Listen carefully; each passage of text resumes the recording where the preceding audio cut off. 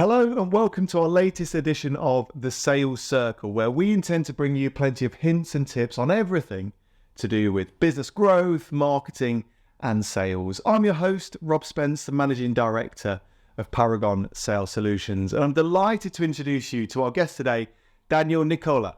How you doing, Daniel? Hey, good to meet you, Rob. Good to see you. Real privilege to be here today in your offices and to have a chat with you about everything marketing and sales, I suppose. No, thank you very much. And I know that you're a seasoned interviewee, so I feel a bit nervous asking the questions to you today.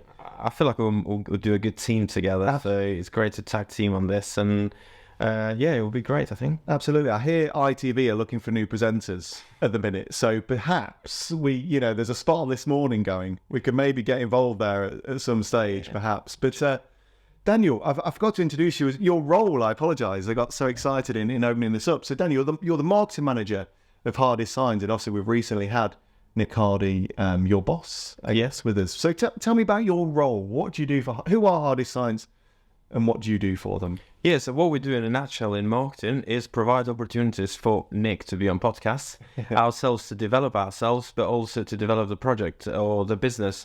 So Hardest Signs, we do signage from the name itself, but we don't just do, and that's what I found when I joined this industry. I moved from finance industry in London to signage and manufacturing in the Midlands, and at the beginning I was thinking, what is it that I need to sell? How am I going to talk about it?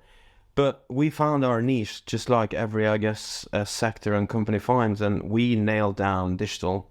We saw that a lot of companies don't really do much in digital. Hardest Signs did a fair amount of it, but we went deep down into that, and I think that's what keeps my job nowadays. But we focus a lot on kind of digital campaigns, but also on nailing down the core values and kind of working with the community. That's what's helped us grow further. No, fantastic. So how long have you been with the business? How long have you been there? 2018. First day I moved to the region. Second day I was in the job. Oh, amazing. So it was literally for the job that I moved up here. Fantastic. And something I want to talk about a little later on, but you're also the chairman of Generation Next. So tell me a little bit about Generation Next before we get too deep into it. Yeah, I think that is one of my highest kind of positions in the region, or it's something I'm really proud for, because Generation Next in a nutshell represents young professionals from the age of 18 to 35. Which both of us belong to. Sure. And is that to connect young people. Imagine, I'm just thinking two very good business leaders in the UK. Imagine if they connected together when they were 18 or 25, as opposed to being connected when they became the next C-level. So what Generation Next tries to do is trying to connect young people, nurture the talent, maintain the talent in the region, because the region's got a negative number in terms of people leaving the region, etc. So they finish university or do a few years in the region, then they move out. So what we're trying to do is maintain it, nurture it, and then connect them together, because they will do fantastic things if they know each other for like a decade or two. So when we all become C-level, the opportunity will be vast. It will be much easier to get interconnected, I suppose. I really like that, and its approach, weirdly, although I know of Generation Next, and I don't like to brag, but we're finalists in several of their awards, but it's a way of approaching business that for some reason I've neglected, building those connections early so that as careers grow, they're well entwined. Yeah, I'll give you an example. So at Hardest Signs, from when I joined Gen Next myself, I was talking to the team and I said, we need to join this, because all of these people are ambitious enough to leave their desk and go out and network from a young age. They're ambitious enough to sit on the board or be an ambassador or be an active member. And most likely in the future, but by the time they've heard Hardest Signs so many times, they'll potentially be a customer. And that has started to work out. But for us as a brand, it's fantastic. So yeah, I agree with your kind of sales cycle of it, as well as the rest of the commitment to the community. Amazing, fantastic. So you mentioned earlier that you came from a background in finance. So tell me a bit about Daniel's career. How have you got to here from where you are? Well, Daniel, in a third tense here, I was born in Albania. 10 years ago, I moved from Albania to the UK. I lived in London for 5 years. I studied film production, media, marketing, all sorts of things. I was quite driven into making connections, developing communities, being in front of the camera sometimes, but I was still finding myself. When I met Nick He really wanted someone to develop the marketing provision within Hard Designs. I saw that the company and Nick himself had a great integrity and some really strong values. So I thought, you know what, I don't know where I'm going, but let's give it a go. So that's when I moved to the Midlands, and from day one, really, I've been given the whole freedom I needed. Whether it was going out, meeting clients, making mistakes, innovating, improving things, I've been given the whole freedom. I was then promoted into the marketing manager role, and we've developed some stuff that seems to have worked out and have brought a lot of revenue in, which is why we have then grown the marketing team further. Fantastic. So marketing now, we could spend hours talking about marketing and, we talk about the data side of marketing and everything. But in my opinion, marketing now is driven a lot, especially on the front end, by content and sort of the content we put out. Do you feel your early studying in the likes of media, and I think you mentioned film production as well, has that supported your marketing role now, do you feel? Yeah, so when I got into creative media and film production, I knew the only reason I'm doing this degree is because I want to use film in my career. Yeah. And it was literally my last week of study, and I had submitted all of my work. I said to them, this is the last time you see me. I'm moving on to my job. I've learned a lot of stuff, so this is it. And something we implemented at Hardy straight away. We must have done about 100 product videos and case studies and that over the last 5 years, if not more than that. But then from film into content in general, like written content and everything, I think that's what got me thinking, you know what, content is what is going to push us forward, especially when it comes to search engine, Google, PPC, everything. Google just likes that. So that's what we've done. We've done what Google likes. Yeah, absolutely. And our current setup, is this a good setup thing? We've got the lights and the sound. It's fantastic. I hope we had, I wish we had this at Hard Design. Good. Yeah, you just find your niche really, and what works for you maybe doesn't work for us, or maybe works for us, but we may not be doing it. And I look at this and I may be implementing that. Yeah, we'll come over, we'll consult with you, we'll get it set up. So, business, people who are, maybe setting up a business, have set up a business, or working in marketing, if they've not sort of got involved with content marketing, should they? And if so, why? I think they should, but before they actually get into developing content, I think they need to dig deep in doing a proper auditing. So without understanding what are our environments, internal environment, macro and micro, without understanding what we're doing right, what we're not doing right, what is Rob doing that we are not doing, and vice versa, I think it will be very difficult to actually understand what kind of content you need to push out there. And that is exactly what we did. So I started, second week I said to Nick, I need to take a CIM level 6 course because this will take us to the next level. We did that process, and I used my assignments to do the auditing for Hard Designs, and that's how we started. So initially we were just writing content, a case study for the company we're working for, a little blog on things we're doing, and we started seeing that Google was growing, more people were coming to the website.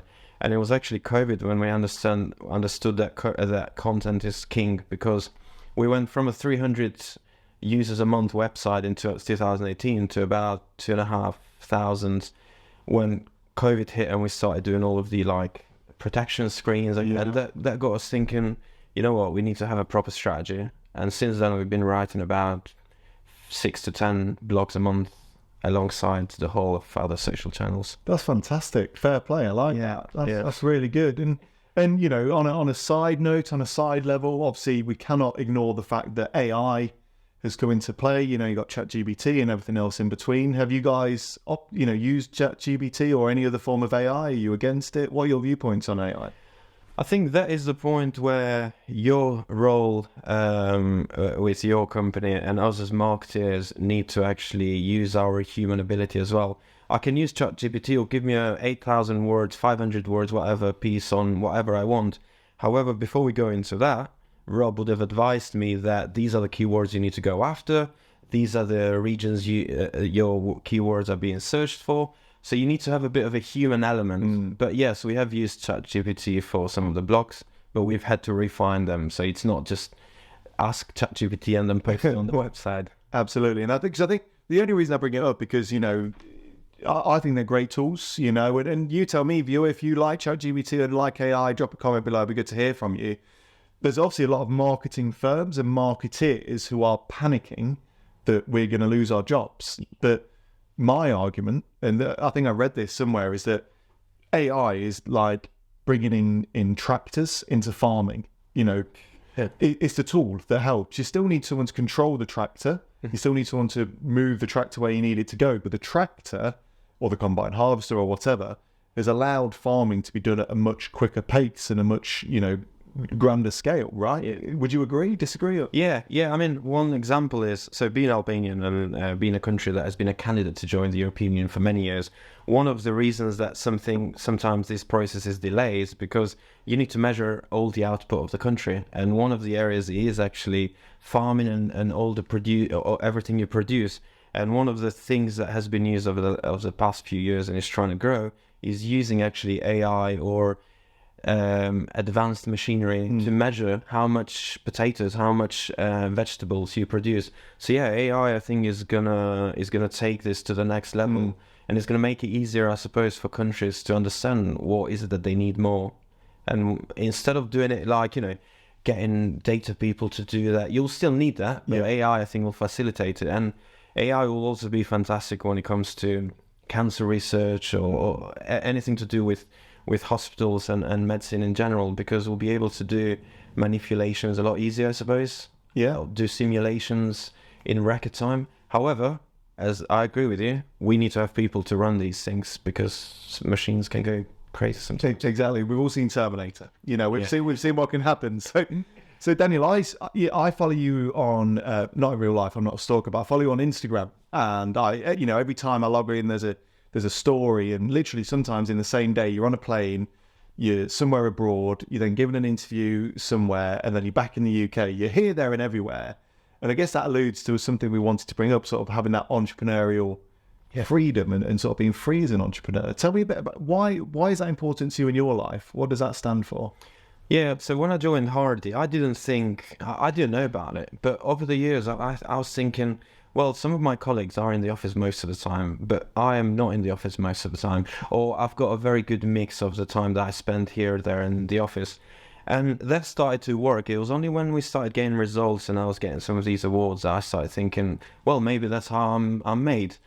And nowadays, obviously throughout COVID, I understand that even more, that you need more remote control, etc. Nowadays, I understand that if I don't have the availability or the flexibility to be in different places, I'm just not sustainable in my roles in general. So for me as a person, I wouldn't be able to be in one place because I'll have something going on with my other communities in London, something going on in the East Midlands, etc. So for me, I'll have my block and I'll have my computer. I can be anywhere. And I think how that happens is I'll be able to speak to Rob in London or in Leicester, but I'll also be able to do some work, and I'll be able to innovate by talking to people or traveling, as well as when I get to the office, I'll be down and try and produce things and speak to the team, because I think that's very important. And I think that's what Generation Next has given us, or me as an individual. It has allowed me to understand that people are the most important resource, and relationships with them are the most important thing. So entrepreneurial freedom is fantastic, but only when you have a leader or someone that's trying to become a leader that is also supporting the younger audiences to grow up with them. That's what's worked for me. Do you find that you operate more effectively, more efficiently by having that sense of freedom? You know, instead of being chained to a desk, would you say? I do. I mean, my colleagues would argue in the office I'm never in my desk because I've got a call here, I'll do something there. That's how I work, you know, that's how I've developed things. I do find that it works. It's never stopped me from doing what I need to do. If my output for a day is 50% in the office, it'll be 50% from somewhere else. It's not going to be more or less, at least that's how I've understood. However, you do need to have a lot of persistence and resilience, as well as you need to be very good with time management, because you can get lost in like meetings and enjoying things a bit too much. Absolutely. And I guess that leads us on to our next point in terms of personal branding, you know, because I think you're really well known for having your own personal brand, you know, and I think without putting words into your mouth, we can all get to a stage where we work within a business and that becomes our personality. But that having that personal brand is something separate. So what does personal branding mean to you? Again, I don't think it works for everyone, but it works for most of us, in my opinion. So a simple example would be during COVID. A lot of people lost their jobs. Many companies went bust. So if that was to happen in a company that I was working for and I lost my job, and then if me and some other people that didn't have anything developed around their personal branding applied for the same job, most likely someone who's got something a bit more developed out there online will probably have a bit of an advantage. And I think developing a personal brand also gives you the confidence, not because the other people aren't, but it makes you realize that some things happen without you being there, or some things happen just because of the person you are and the connections you've got and the backing you have. Personal branding is almost like being self-made, but with a lot of support. For me, I probably decided about 5 to 10 years ago that I really wanted to be a bit more in front of the camera. I wanted to put a lot more content out there. I never thought, or I never think that I'm the smartest or I know it all. But the things I know, I like to share them with people.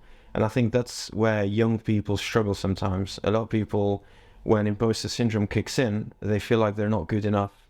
I think because I used to play football, I've overcome that. Sports does give you that attribute. So I can go out there and I can talk to you about what I know. Sometimes, actually, especially when you go on TV, you may not know nothing about the topic. But because you've got the confidence and you know one or two things, you can elaborate on it. Yeah. But I think personal branding goes hand in hand with the branding of a business. So if Rob is a very well-known person in the Leicester area and he does some really good stuff in the community with marketing, with sales, Daniel will recognize you as the leader in this thing and will want to work with you. So your personal brand fits into the business. And likewise, if the business wins Manufacturer of the Year, Sales and Marketing of the Year, feeds onto Rob, onto Ria, onto everyone else. So I think that's what I like about it. I'm a big believer in it. And if I look back, a lot of my career was driven on my personal branding. I remember when I was employed for a fine food supplier, they had their social media marketing channels and everything and put content out. But I set up my own, and it was still kind of branded as, the business name, but Rob Spence. So it was still very much led that way. And it got to a stage where I was getting more inquiries for the business than the actual official business page. I was getting more impressions, more views, more likes, to a point where we had the AGM, and I remember sitting there, and my social channel was being put up on a presentation. I thought I was about to get battered. Yeah. I thought I was going to absolutely get torn to shreds, but they were like, this is fantastic, we need to do more of this. And what that then allowed me to do in this huge company where I could have just been another name, another number, I was then projected on this career path that has kind of led me here. So for anyone watching this that, maybe haven't heard of, personal branding before or have kind of dabbled with it, what top tips would you share, to kind of get your personal brand out there? What would you suggest? I'm trying to remember the last presentation I did on that, but I would say everyone can develop a personal brand. We don't want everyone to have blogs and vlogs and websites and things everywhere, but I think you ought to have a little bit of a blog. So if you've got an interest in engineering, in science, in Tesla, whatever it is, if you write something small, even if it's on your LinkedIn, it will be picked up by people. You'll see on your analytics that you have MDs and directors, etc., looking at it. And that's how you start developing it. And so before personal branding, you go horizontal. You try and appeal to your colleagues and to your other departments, to your manager. With developing personal branding and doing some of these things, you start going vertical because you get recognized by other people.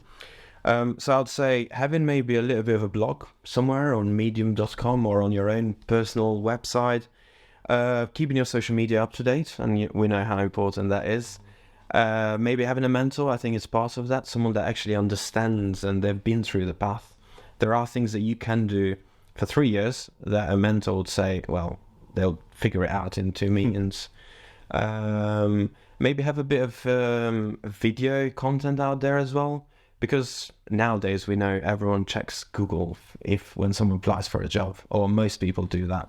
If there is something controversial, you want to get it off the internet, but there may be a lot of really good things that you can have in the internet. So just some kind of contact points digitally that would as well as obviously doing the chair of Gen Next or being part of these membership organizations. These are the best things that you can do. Absolutely love all those. So yeah, make sure you take a note of those tips. Some great ones there. So penultimate question then, obviously you're the chairman, great accolade, like I say, chairman of Generation Next. So Generation Next is part of the East Midlands Chamber of Commerce. So there might be some people here that aren't a member of any kind of Chamber of Commerce. What has that whole opportunity done for you? What's it done for Hardy Signs?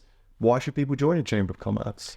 Well, how would have known about the Commonwealth Games supply chain if we didn't become part of a chamber? We heard from the Chambers of Commerce about, obviously we knew about the games, but that there is a chain going on, and these are the areas and the venues that you can apply. And I think that's where chambers are great, because they link with the local key stakeholders like the mayors, the councils, the main supply chains.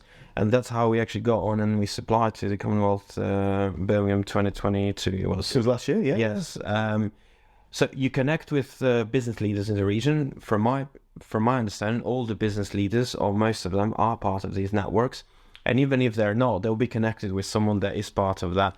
But when it comes to Generation Next itself, what we're trying to do is we're trying to connect young people from a young age, and we're trying to nurture them, and we're trying to connect them with the C-level in the region at the same time.